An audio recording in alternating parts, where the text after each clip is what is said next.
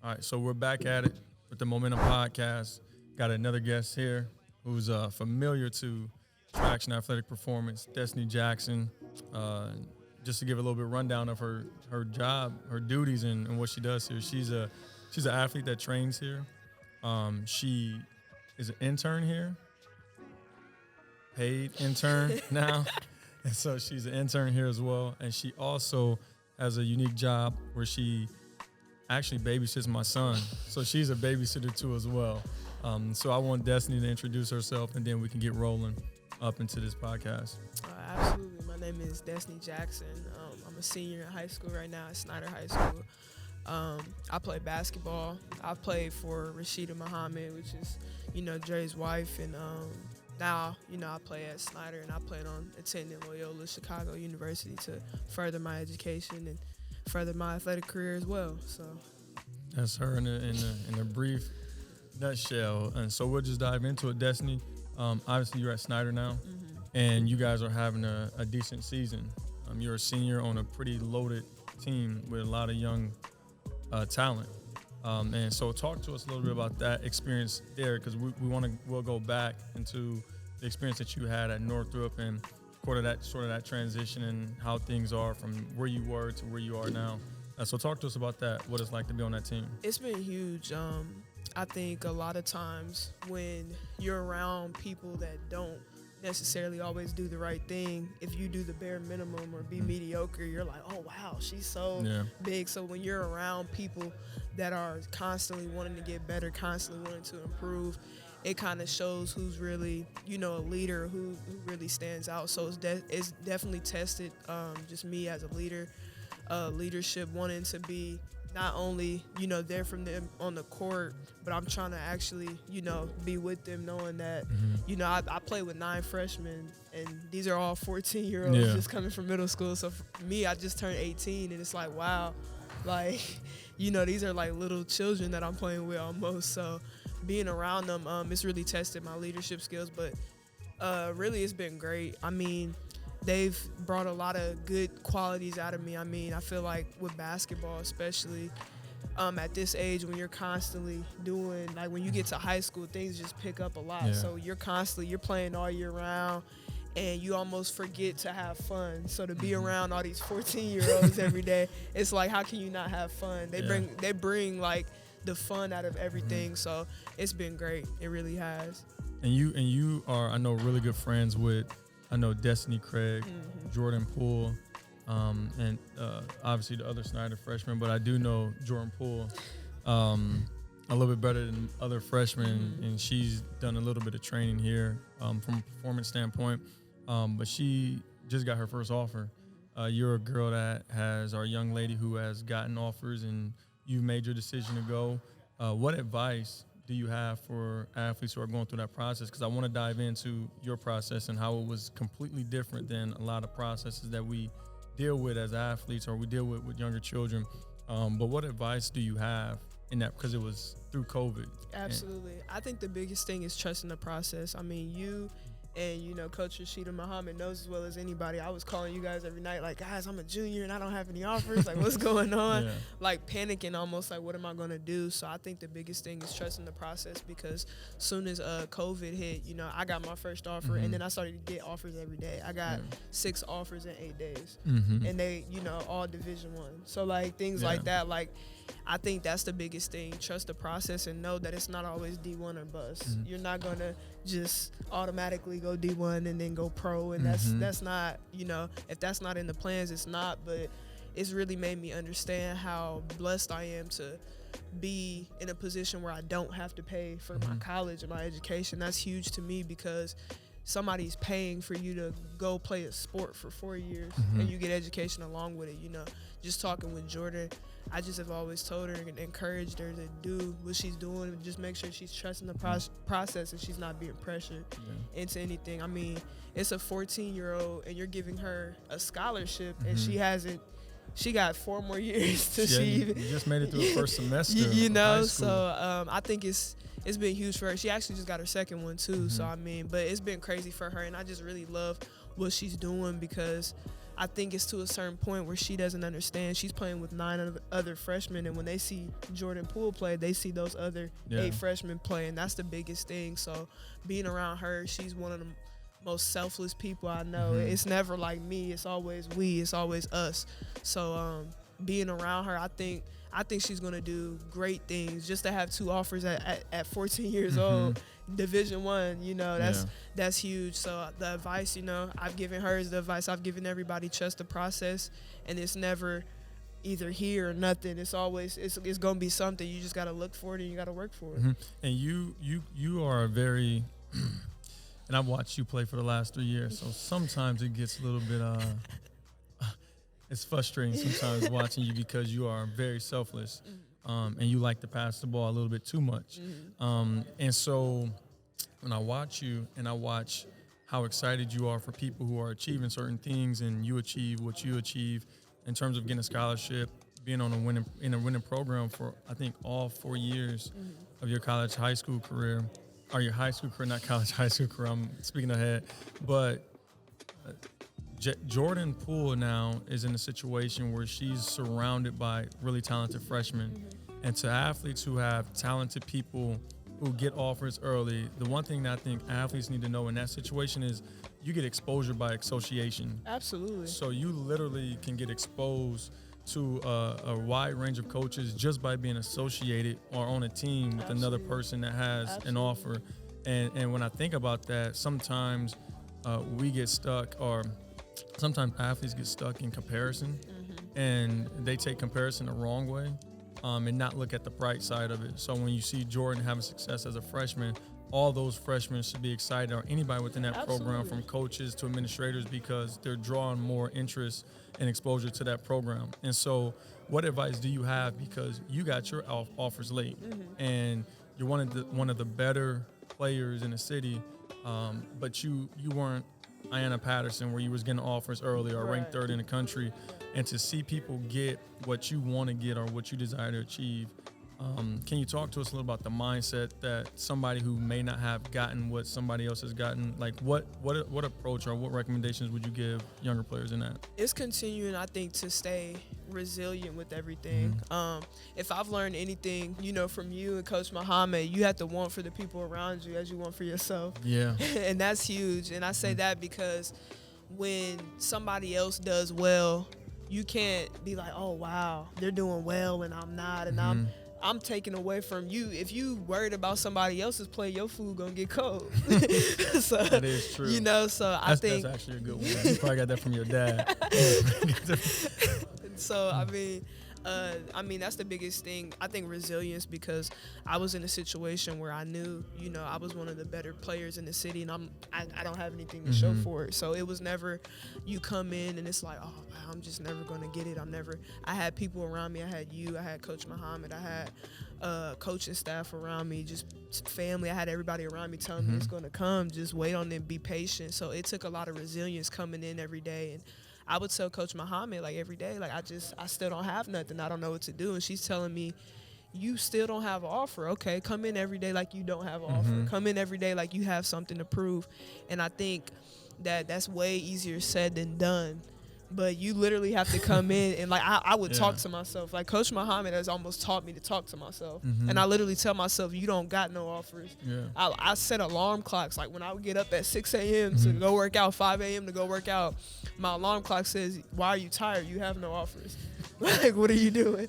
So, I mean, I think the biggest thing is resilience, and just being persistent. Don't settle for anything, because you don't have anything now. When you get one, that's not like, okay, I can chill. I got 2, okay, I can chill. It's still more work to be done, because at that point, it's only the beginning. Yeah, and you did a really good job of focusing on yourself. And the thing that you said was that, and I won't say word for word, but when somebody achieves something, it doesn't diminish you. Absolutely. When somebody accomplishes certain things in their life, or maybe they're in your inner circle or a good, group of friends, it doesn't take away from what your gift is and your ability is. And so you've been a person who's focused on you for so long, and you want to help people, you want to lead people, and we've seen that through obviously your high school career. We also seen it in some of the stuff that you do off the field. So talk to us a little bit about some of the things that you do off the field, because to you, this is way bigger than just playing the game. Absolutely. So, after the protest and whatnot with, the George Floyd murder, myself, Deuce Taylor, and Ariana Carter, I hit them up and I was like, guys, you guys are really big names in the city on the football side of things, and I really want to get a group of black athletes together and just talk about what we can do to use our platform to better the conditions in our community. And they were with it, so we started to have these self-development meetings, and the biggest thing for me was like trying to get out of it. I just really wanted the people around us to improve. I think if really just our city, not only our city, I think really any place you go, you see athletes, and the people that have the biggest influence are athletes and artists. So if you have that big of a platform, I think you should use it for something positive. So that's what I really, wanted to get out of it. And talking with Deuce and talking with Ariana and continuing to have them, we ended up having it. I want to say we had 10 meetings. And they went well. We want to pick it back up, of course, soon, before we go off to college. But that was something that had a really big part to play in my college decision. I ended up committing to San Jose State University, and I ended up decommitting because I decided that I wanted to go to college for something more than just to play basketball. I wanted to make an impact on my people. And the biggest thing, like with Loyola's in Chicago, and I'm really 30 minutes away from a community I can impact all the time. Like, imagine being in Loyola, Chicago, and I can be somewhere and I'm doing well and my face is everywhere, and then I go to a community and they know who I am, and I have a positive impact in that way. So that's the biggest thing for me, and I think it's huge too. Around me, my college or my high school years, I've always had, a group of strong black women, around me, supporting me. So, even seeing them every day and seeing their work, it's dope to see because I think they've really helped me develop into the person I am now.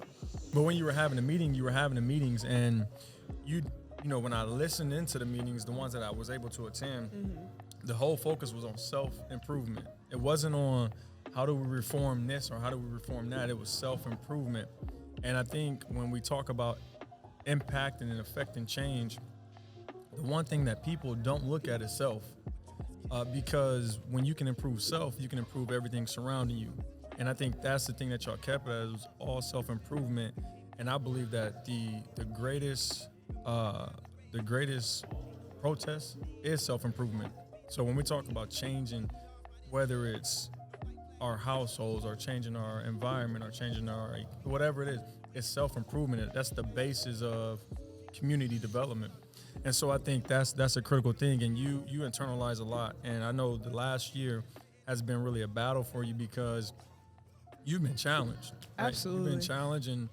You've been challenged by whether it's myself, whether it's Rashida, my wife, whether it's coaches that, Lena, Tangi, Jessica, your parents, your grandma, Grandma Deborah, and then your auntie. And so you've been challenged by a lot of people. And the thing that I think you've done really well at is you've internalized it, and you've tried to improve based on the challenges that surrounded you or that came from them. How do you think that plays a factor into your mentality when you play a game? That's like a really good question. Like, that was a lot at once. I know. The one thing I think, one of my meetings I was planning for one, and I was talking to you about what I thought my next topic should be. And you asked me, how do you gain perception of yourself? And when you asked me that, I'm like, well, let me just text all these people and think, like, and ask them, like, what do you guys think about me? Like, when you think Destiny, what's the first thing, that comes to mind? But what I failed to realize was that they're not me. Like, I can't give a perspective on myself from other people because they're not me. So I think knowing yourself, knowing what you're working on, your weaknesses, your strengths, all those are very necessary to be successful in anything you want to do. So even when you talk about basketball, my mentality in the game is I never take away from what I have because somebody else is better at it. For example, if you haven't seen Jordan Poole shoot a three-pointer, like, that girl, she knocks down three-pointers. But she's like, not a better shooter than Dre.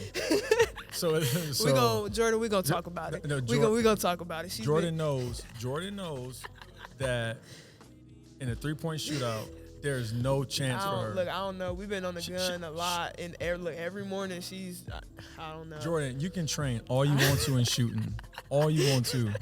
There's people who are natural, and then there's people who have to work at it. You work at it, I'll use my natural ability, and we'll see who wins. No, but the mentality, I think, going into a game, it's never, well, Jordan Poole's knocking down all these threes, so, or you got Nene Donahue, who is crazy good in transition, getting all these foul calls, and then you got Destiny Craig, who finishes everything in transition. It's never taken away from something that I do, and that's because I know myself. I know my game. When you talk about what your perspective is on yourself and you bring it to basketball, you have to know that in basketball. So what am I good at? What am I not good at? When you identify what you're not good at, we try to take the steps. You know where we're going when we say, you know what you shouldn't be doing, right? Yeah, like you don't listen to me at all. Dre don't think I can shoot threes, y'all. I'm gonna just let y'all know. No. He been saying since like sophomore year, Destiny, stop shooting. What's your right now? Right now, I don't know what it is right now, but I've been hitting lately. You need to know what it is. I've been hitting lately, though. You need to know what your 3-point percentage is. I've been hitting, though. I'm just letting you know. Like, I had... You know your free throw percentage? I don't. You don't know nothing. You just out here just playing it. Yeah, I just kind of do what they tell me to do. You should be shooting 5% from the three, but because you don't know, you just gonna keep on shooting. And No, but I think that's the biggest thing when you talk about mentality going into a game. It's the same what approach you would take as a person trying to get better just in life.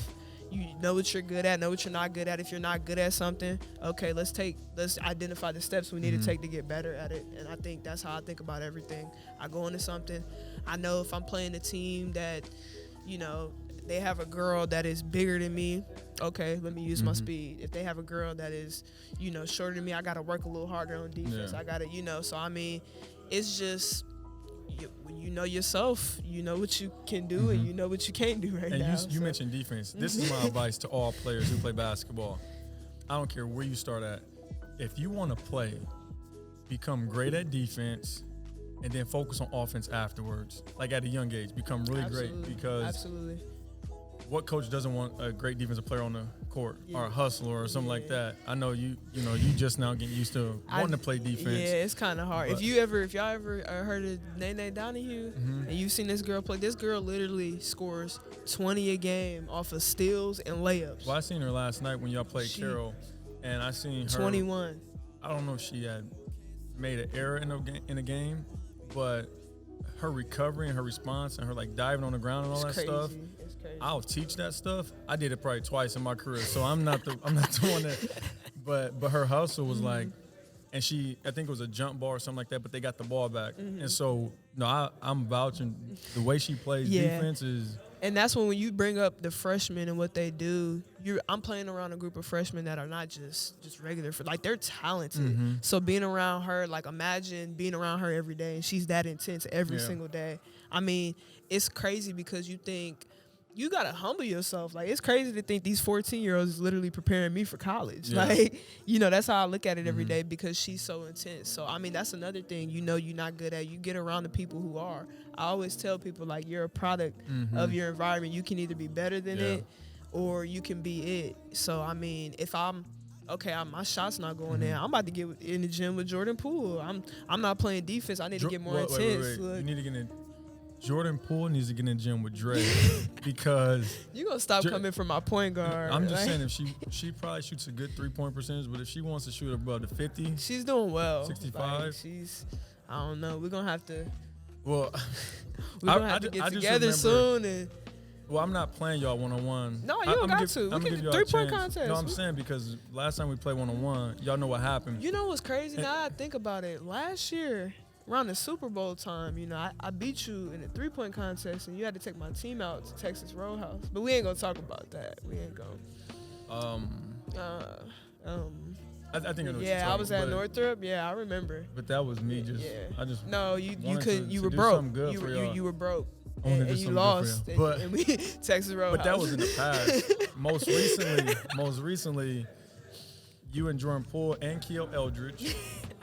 All know what happened. Took y'all to the court. But anyways, I do want to kind of pivot because I want to talk seriously about some experiences that you had, you know, as a high school athlete, and then also talk to some of the experiences that I've had as a trainer as it relates to you. I've had as somebody who's striving to do my best to mentor in whatever capacity I can for you.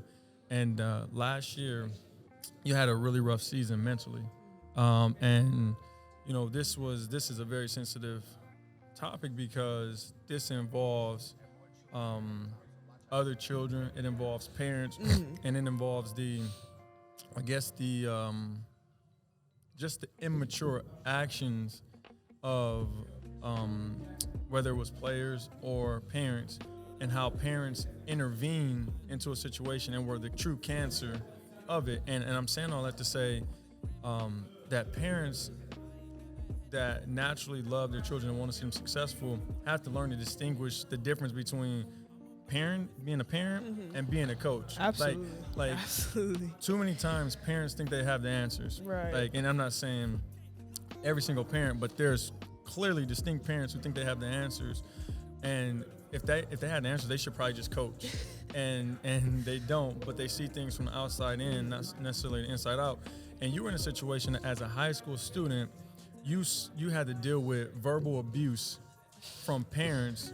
And I know it's a touchy subject, right? It's a touchy subject. We don't bring up, but we're going to bring light to the situation, not necessarily specifically, but you had to deal with verbal abuse as a teenage female going through the process of just wanting to become better.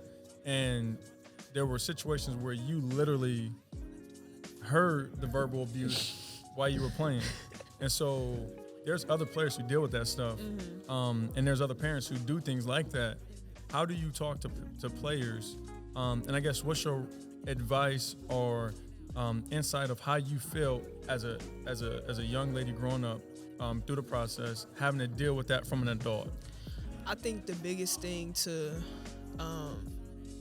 when you're in a situation like that, it's tough. And I mean, you can't really. I'm to the point where I'm a child, so I'm in a child's position. Yeah. I've been taught to don't disrespect, no adult, don't.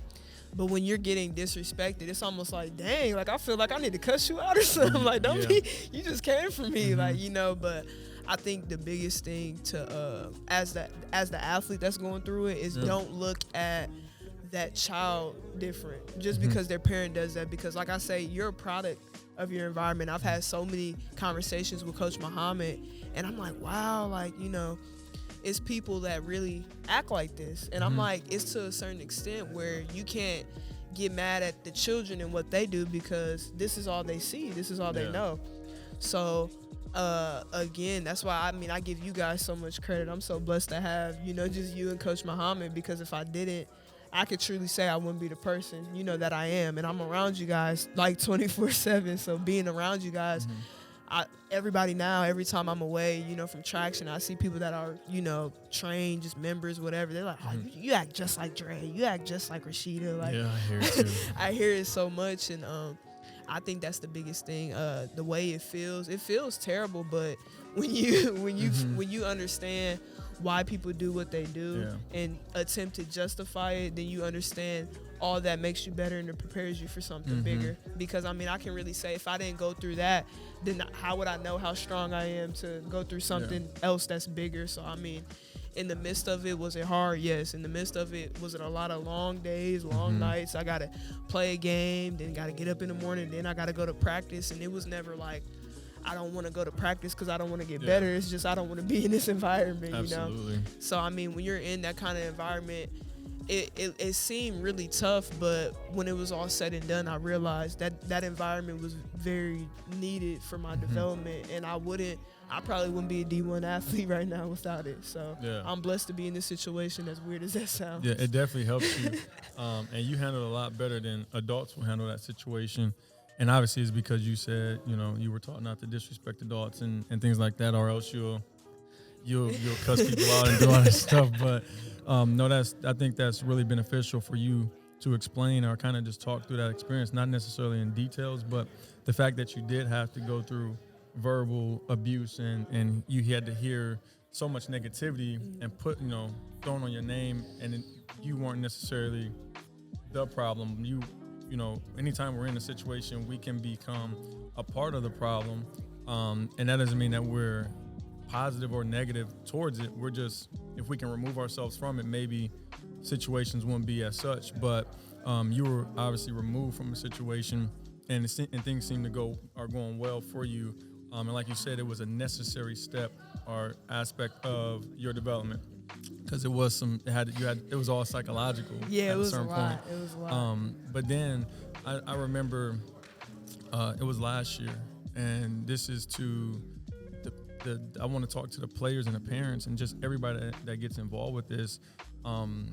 When Destiny started training with us, there was somebody who had mentioned to her, just be aware of Dre, and kind of not necessarily me, but the fact that you were interning, the fact that you were training or whatever, just be careful and be aware of the motive that he has for you. And one of the things that I definitely live by, and this is a very sacred approach that I take, is that there's not a child, not an athlete in a city, in an area, in a region, in a country, from prep to high school to college to pros to youth, all of them and all the money and all the wealth, none of them can do for me what God can. So I don't need nothing from an athlete. Like, to me, my willingness to help is sincere, is genuine, and that's why I don't ask for nothing. Like, you never hear me ask an athlete, can I have this? Or can I have this? Or, can you do this for me? It's like, it is what it is. My position is to help you to a certain point, and then from there, you go do what you want. So I'm focused on empowering, and I think so much about that statement often because, what he was saying or what she was saying or whoever was saying it, what they were saying was something that they were based on the way they think. And a lot of times children just in general, the wealth that you guys have is in the gift that you have. And a lot of times people surround you or surround the athlete or children to try to extract the wealth that they have for their own benefit. And you see it all the time. And so, like, even me, I would tell somebody, don't trust me right away. Right? Like, test me out and see if I'm worthy to be trusted for you to trust me. Don't trust me right away. But so oftentimes we want people to trust us because we have a motive to extract a gift from them and use and manipulate them. And so parents have to be careful as it relates to who is surrounding the child. You cannot get loose about who's supporting them, who's surrounding them, and why they're supporting them and why they're surrounding them. Because the more you get loose, the more and more what you would call wolf in sheep clothing come in, and they try to do what they can to extract the gift that you have for their benefit. And it happens on every single level, from youth to where we are today, from trainers to coaches to college coaches to parents do it sometimes. I mean, just, you never know who you're dealing with when you deal with people who are trying to get close for a certain reason. And so for me, that's why I make it a priority that I don't, like, when I helped you, I help you. I don't even like when players come up to me and say thank you. Like, don't even thank me for anything. You told me that so many times. Don't do that stuff to me because I'm not worthy to be thanked. I'm not worthy to be praised. I believe I'm just a vessel to try to help you guys maneuver through things and get to where you can get to. I tell players all the time, from Austin to Ben Skoranek to players nowadays, when they used to text me all the time and say, man, thank you, you did all this for me. I'm like, no, not me. No, I ain't do that for you. I mean, you can thank God, just appreciate what I'm doing for you, but thank God, because that's where all the praises should be going to in the first place. And so when I think about that, and I think about that comment that was made towards you about be careful what he's doing, my advice to parents is we all should be careful about who we're allowing to support or surround our children, because we can say all the wonderful things in the world, but it's the motive that we got to try to identify. And the issue with the motive is so deep into the heart and so deep into the mind that you can't see it. Right. And so you got to damn near allow things to play out to see what it is. And you still have to be careful, because people can keep talking until they benefit. And as they benefit, the more and more you benefit them, they'll keep on playing that game. And it's just hard for athletes. So the discernment is critical. I think that's important for athletes to know as well.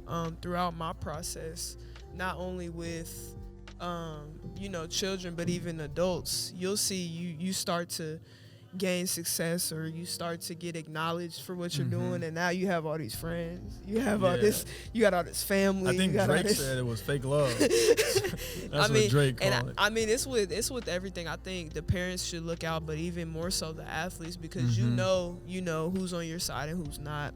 You may even know more than your parents, sometimes in some situations, and I think that that's crucial to know. And even comments made like that to me, I think a lot of that is how people view themselves or what they would do. Because why, would somebody tell me that barely knows you? Well, hey, not barely, they don't know me at all. Like, if I don't know you, hey, be careful, because that's, a lot of statements like that are made how people view themselves. So maybe it's, if you were just now meeting me and you saw that I was one of the better players in the city, now you're like, oh, okay, let me train her, let me take credit. And that's what a lot of it is about. People they want credit for it instead of actually just doing it out of the kindness of wanting the people around them to get better. So when you talk about athletes with it, I mean, a lot of it clout chasing. Like, if you just have to be cautious who you're around, because I think even in that case, your environment is critical to you being the best you want to be. Yeah. If you surround yourself, I saw a quote that said, if you surround yourself by 6 bums, you're going to be the 7th. If you surround yourself by 6 millionaires, you're going to be the 7th. So, I mean, that's something to think about. You want to surround yourself with people that are going to help you grow as well as you helping them grow. And I think that's the biggest thing for athletes to know in the whole process beyond recruiting. That's in life. Don't take from, if somebody has a gift that God gave them, that's their gift. Focus on your gift and manifest in it. Yeah. And you can't be mad at somebody something that God gave somebody. That's pretty bad for somebody to be in that mindset. Dang, why God give you that? Yeah. So, but then there's there's something else that I wanted to bring up as it relates to you. Representation. There we go. Absolutely. That's exactly what I was going to bring up. Alongside representation, one thing that you actually do really, really well, and is so similar to my wife, is that you hold people accountable at a really, really high level. It's uncomfortable that Destiny, again, I said earlier that she was an intern, so she interns with us, and she is a part of a group of staff and really a group of women too, the group of women that we have. So I just want to be able to give a shout out to the women that we have in the organization, because since the women have came on board and really operated in their strengths or uniqueness and gift, the organization has did a complete 360. So the operations of it, all that stuff is smooth. So I had to shout out to first my wife, Rashida Muhammad, who was the first one that told me I needed to get it together, and calls me out all the time. Then you have Mrs. Little, who holds you accountable to your word. And she's very sensitive to, if you say you're gonna do something, do it. You better do it. Don't give me that fluff. Then you have Mrs. Antwaller, who's very relaxed, does an excellent job with yoga, and just is really down to earth in her approach and her talking, and willing to really talk to people and get to know them and whatnot. Then you have Reagan Keith, who she just straightforward, right? So you come in, this attendance, blank, you gonna do this and that, and so she's really good. You have Mrs. Scruggs, who is not necessarily in staff, but she's on staff, and she's like the when it comes to Southern hospitality. Oh my god! You can hear it in her voice. She took we had a showcase last year, and we just wanted a simple snack room, and she took it from just a simple to a whole home makeover type of feel.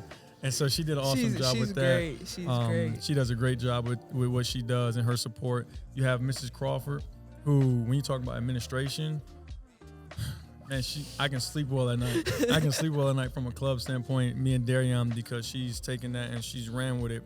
Then you have you, who has been running back and forth, doing a multitude of things, and really working in every single division, and has done a really good job. So my advice to organizations and operations is to get women find the women Absolutely. and get them heavily involved, because for us personally, they've done a hell of a job. I salute them. I commend them for what they've done. And Destiny is just one of the young ones who have been around, and they all are really close too. It's like They're great. I love being it's around all them. really close They're for great. them. So that's one thing I do want to bring up. But just kind of getting out of this and really going into your Loyola situation. How do you see yourself fitting into a program as such? The coaches really, I know coaches, when it comes to recruiting, They all really like you. they all really like you. Then when it gets to you getting on campus, they don't know who you are. They forget your name and everything.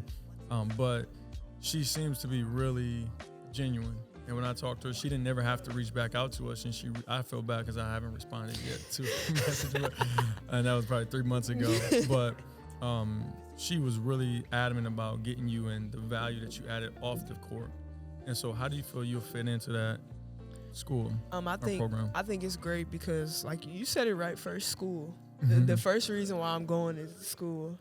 Basketball, it's not always going to be there, but knowledge, what I learn and what I pick up, will. So I'm excited. I think the coach, talking to not only her and her staff, but her players as well, they all love her. They all know she wants to get the best out of you from a person standpoint as well as, an athlete. And that's what's huge to me. When I have coaches, that have called, I've had them call you. I've had them call, Coach Muhammad. I've had them call the coaches around me now, at Snyder. And you guys, I really value you guys' opinion. So hearing good reports from you guys, that just gave her, I was like, oh, she's up there. If Coach Muhammad, she likes her, and Dre, he's like, oh yeah, we had a good conversation. She's up there on the list, and you guys, these are people that I trust that have had my back, through the past 4 years, 5 years that you guys know me. So I know you guys want me to be in a great situation. So you guys actually knowing that, okay, I've talked to her, this and this, and I've talked to the other coaches, and everything that they're saying is matching up. Those things mean a lot to me, and coming in that program, I think I can make a bigger difference just, on the floor. I'm trying to, I want to make a difference around the city. It's Chicago, I'm gonna have a lot of opportunities I'm in a bigger city, I'm gonna have a lot of opportunities to get in the community and do what I do. Is it Chirac? That's I'm gonna have a lot of opportunities. So I want to get into the city, and I want to make an impact, on the city. So. Yeah, and you handle recruiting, just to kind of end it on this one. But I want to get. I know I said I was gonna end it a little bit, but we're gonna end it on this one. But you handled your recruiting very mature. So I think that a lot of players are looking for people to handle their recruiting and control everything about it, but you handle in a different situation. You are in a situation where nobody can take credit for your process. And I think that is another element that parents need to know, players need to know, trainers need to know, coaches need to know. None of us get you scholarships. Like, we can get you involved in terms of the opportunity and being exposed to the evaluation or assessment from a college coach, but we can't get you a scholarship. And I think a lot of times people in our positions like to believe that we get people scholarships. We don't get people scholarships. You still got to be good to some degree, and they still got to evaluate you and like you. And so talk to us a little about that, because nobody can take credit for what you've accomplished, because you were actually sending a lot of... I'm going to tell you this, Jay. Look, it only takes one. I'm going to say that first. So when I tell you this, you may look at me like I'm crazy. I sent emails. I literally took a day, and I sent an email, just all, a draft of my name, my phone number, my coach's phone number, my information, height, weight, what position I play, what city I'm from, highlight videos, connected it all. Sent it to, I want to say, 164 schools. You may look at me like I'm crazy. I'm not, because when I was going to the NFL, I sent messages to all the teams. So I know exactly what you're talking about. So I sent it to 164 schools. 3 got back with me. 2 pursued me. And out of those 2, 1 offered me. And now in saying that, I only need 1. I don't need 164 schools. But I think it's staying adamant, it's staying on top of it. You have to be persistent, and if you realize you want to I want to go to college and I want to be here and I want to be somewhere where I actually enjoy it and I like it, you handle your recruiting process more than anybody. Yeah. So even if you've seen me, I mean, I've been in, whether it was in the car and here, I'm just going crazy typing up questions for coaches to ask them while I'm talking, and I'll ask 20 questions. I don't care. Like if I'm signing this paper saying I'm gonna be here for 4 years, I'm asking you, everything. So I think it's really staying adamant and really just staying persistent through it all. You just send those emails. It won't hurt. The worst thing they could tell you is no. No. Yeah. And I mean, if they do, it's over 300 other schools if it's at the Division I level. So I mean, I think that's the biggest thing. And even to touch on what you said about the trainers or coaches or anybody, you're right. You have to be, to a certain degree, you have to be good. I remember thanking Coach Muhammad when I got a couple of my offers. I think my first one, I was just like, thank you so much. And she was like, girl, I didn't do nothing. I said, Coach Muhammad, you didn't pick me up. You didn't took me to the gym. You didn't work out with me. She said, Destiny, this is you. All I did was sit in there, talk to you, and hit you with a contact pad a couple times. I ain't just, but even that statement alone, I mean, that's as a child, I think as a player, that's how you know when somebody really has your best interest. Cause she was like, girl, you don't gotta thank me. Like I'm making posts and let me tag Rashida Muhammad real quick. And it's like, no, like you don't have to thank me for it because it's you. So I think as a player, as a high school student athlete, we all have to think who we're really around and actually just appreciate those people. Because I mean, like you said, the praise is given to God, but I'm gonna appreciate what you do for me. And I gotta do it at the end of the day. If I do something crazy or I'm not successful, people don't look at the people around me, they looking at me. So when I am successful to a certain extent, why should you be looking at the people around me? You should be looking at me. So I mean, and we'll end it by this. When Destiny, when you hear about her process and what she's done to get her scholarship, she was the one actually being proactive and sending emails out and asking questions. And I was involved in some of those conversations, or, I was actually challenging her to ask the questions, and she would ask the questions and she would get answers. And it was a lot.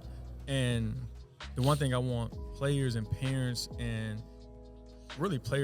to be aware of is that you don't pay people with the hopes that you're going to get a scholarship, like with the hopes of they're going to get you a scholarship. You pay for services for the exposure. So the key in all of this is still your development. It is not necessarily being able to be seen by a college coach, because you can be seen by a college coach and they can write you off right then and there because you haven't developed properly to receive that scholarship. And so I think that whenever you are being approached by services that are saying we can help you with a scholarship, you should really challenge them, because really it's about the exposure, not necessarily a scholarship that they'll get you right away, because they can't get you a scholarship right away. When I was in college, there was a film room with like thousands of DVDs that GAs had to watch. And I'm sure that they didn't watch half of them, right? And so I think we just have to be very aware of that. When you want to get a scholarship, that is based on your development and it's based on your exposure. And then timing obviously plays a factor to it as well. But be careful paying money with the belief that you're absolutely going to get a scholarship. And so if you don't know or learn anything else when you go through this process, the number one thing that all parents, all athletes should be doing is developing. How do you get better? Not from an emotional standpoint, but like you said, Destiny, detach your emotions from your development and get better. We're going to end it on that one. I thank Destiny for showing up. Loyola commit, Snyder, current Snyder player, and then Jordan. Let me. Jordan, don't let him do this. You know you, girl. You got it. Look, you have two offers right now. You doing your thing. 2 Division I offers. Don't take anything away from her. I'm not taking nothing away from her. She got 2 Division I offers from mid-major schools. That's cool. At 14 years old. And she's supposed to be in the 8th grade. That's great. I just wanted to point that out. I salute her for it. I commend her for it. You can't say but, because if you say but, that cancels out everything you said before. However, Jordan, when I play you again, I'm taking every ounce of your confidence away from you. Don't. When you play me one-on-one again. Jordan, we're not even tripping. Well, he like work. We'll handle that when the season's over. So continue to improve your game. Get better. We'll handle it when the season's over. Because I'm the last stage of the game. So when you can beat me, that's when you can do something. So, all right, we out. Thank you.